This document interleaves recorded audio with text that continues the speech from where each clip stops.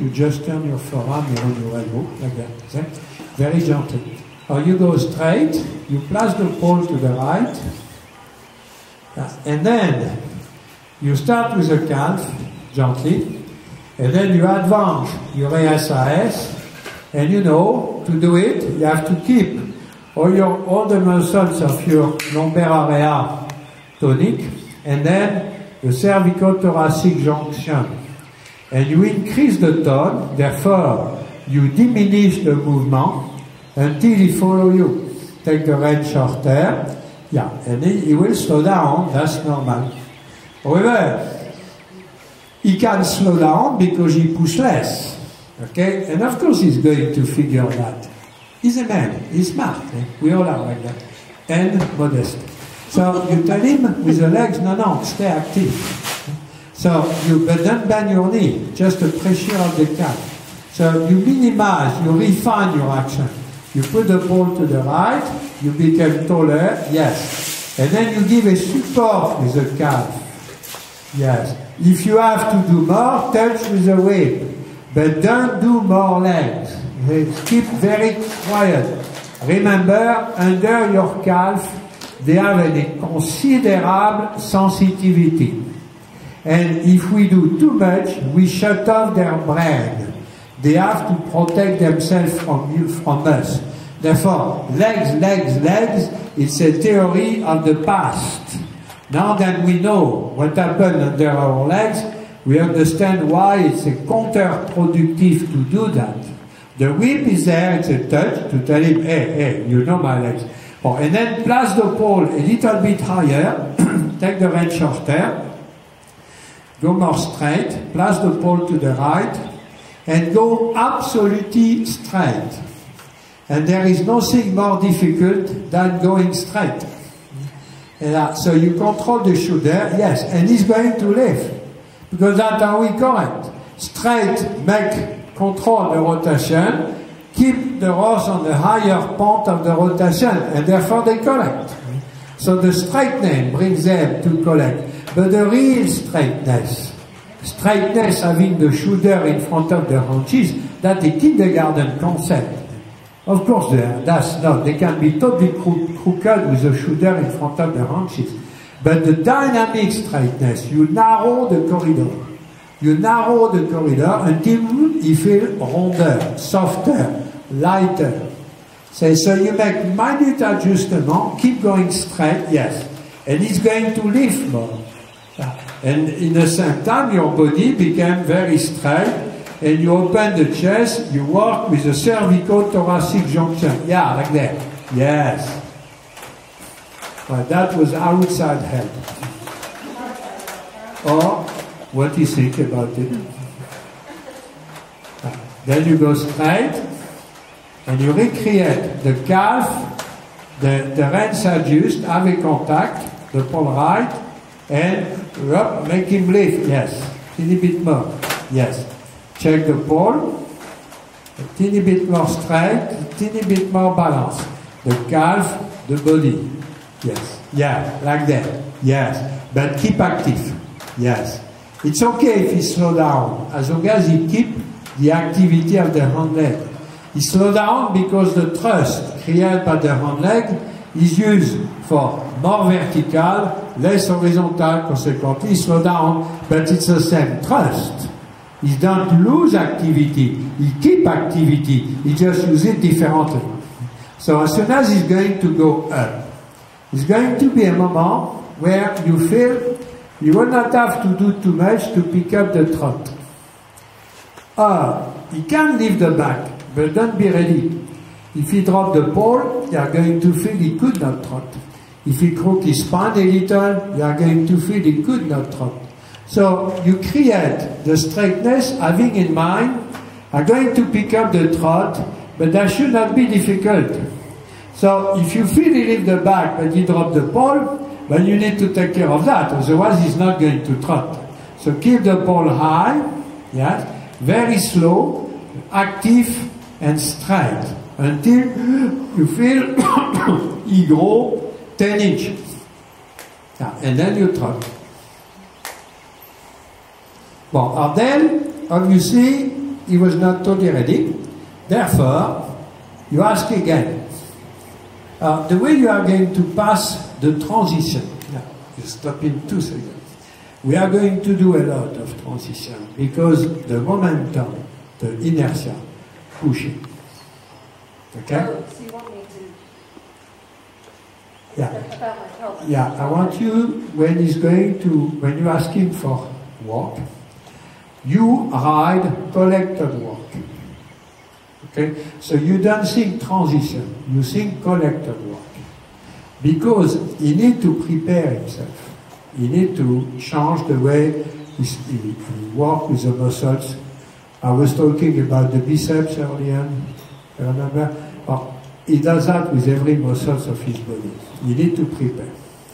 So if you ask him the transition walk, you think walk, collected walk, and then the next time he will pass the transition.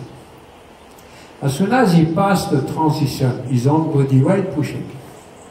Therefore you are going to feel an increase of weight in your hand, okay? Which you are going to filter, which means you don't lock it. You let the weight increase.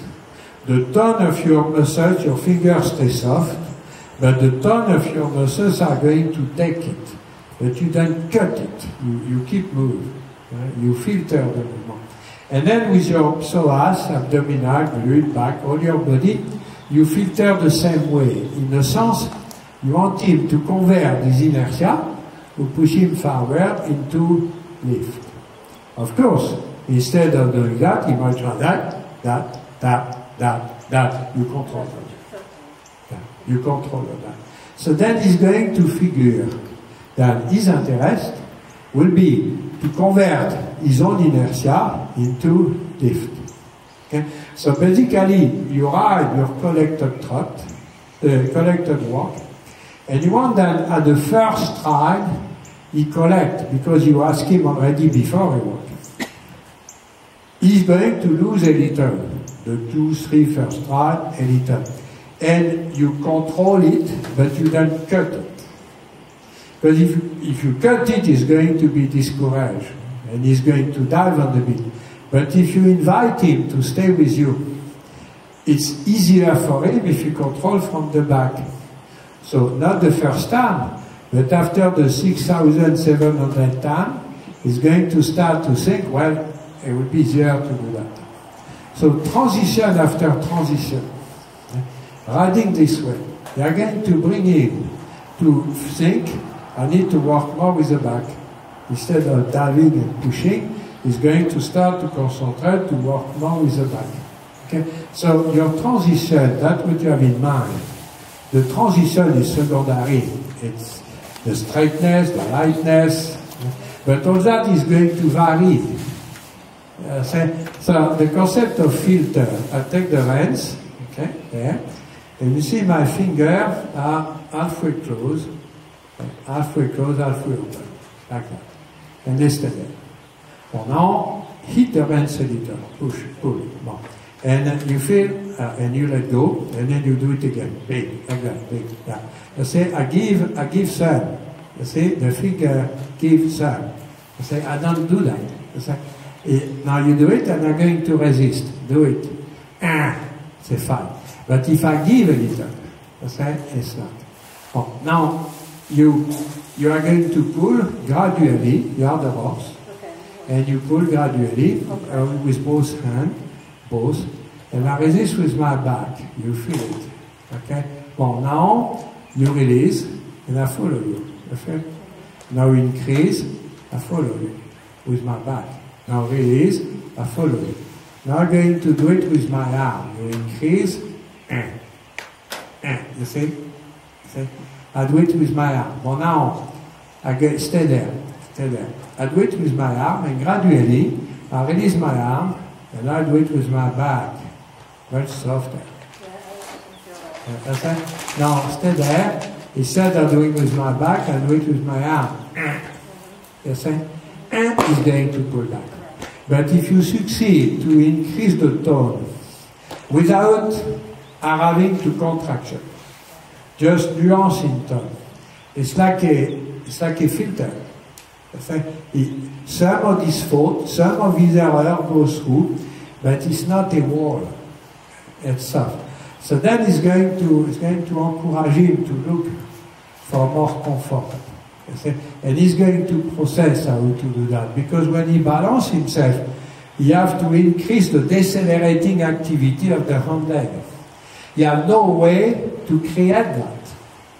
The feedback, the time you feel it, is too slow. It's already done. Your feedback is 0.8 of a second. The decelerating phase is 75 of a second. So the time you feel it is already done. So we have no way to control it. What can we do? We put their brain through the back on the idea of balance. What they are going to do? But if I decelerate, it will be easier.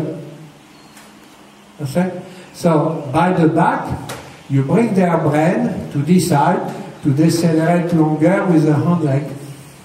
What that mean, decelerate? You have a backpack, and you walk down the hill. Your leading legs resist gravity. You decelerate your body, but you keep moving. And you're not talking about where they're delaying, making the duration of the stance on you. You're talking about his decelerating body. Okay. The hand leg and his body. To control his balance, first, how they control balance? They increase the decelerating activity of the hand leg. 45% of the stride for the hand leg, 40% for the forelegs. When they push, they convert the thrust created by the hand leg, forward, into vertical force. When they do that, the forelegs receive a weight they can propel. The forelegs propel the body upward. The forelegs don't propel the body forward, the foreleg don't pull, the forelegs propel the body upward. But they can only do it where the hand leg decelerate enough, the back convert the thrust into vertical force, so only 70% come on the forelegs. Then the forelegs propel upward. That's how they control balance. How you are going to create that? But you leave the back. Okay. Then, when you start to leave the back, you say more straight. And then you increase the pressure of your legs, you increase the tone, you say more. And it's going to say more, how can I do that? But decelerate more. During Piaf, the hand leg decelerate 82%.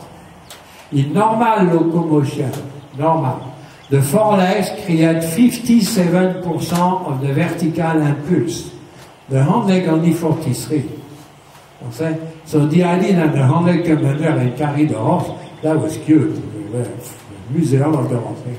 It's not the way it works. So the hand leg can decelerate more or less, according to what they ask. In collection, they decelerate more than 43%. Okay? So, as he put the hand leg, if his brain thinks balance, because you ask him, he's going to use the decelerating phase to keep the weight of the foreleg. And then when he push, he converts the thrust with the back. The combination of both make the load on the forelegs less. Then the forelegs can propel upward. The forelegs can propel about 70%. 75, 72, depends on the horse. So, let's say 70. Well, if 71 arrive, they break. If 69 arrive, they propel. So the weight is going to completely change the kinematic, make it correct or incorrect. Okay? So when you ask him to balance, because you don't have any way to tell him with your legs, decelerate. You have no way to do that. The legs, he responds, the legs touch a sensor who go in the brain. The memory recognizes the touch, mean go, and the brain decides go. That's what the legs do. But how would they go? That's what the brain decides. And if you create the concept of balance in this brain, and you tell him more, he's going to figure how to do more. That's where he's going to decelerate more. And then when he push, lift more. And when he will do that, the forelegs propel upward, and the combination of all that give you a horse who carry himself.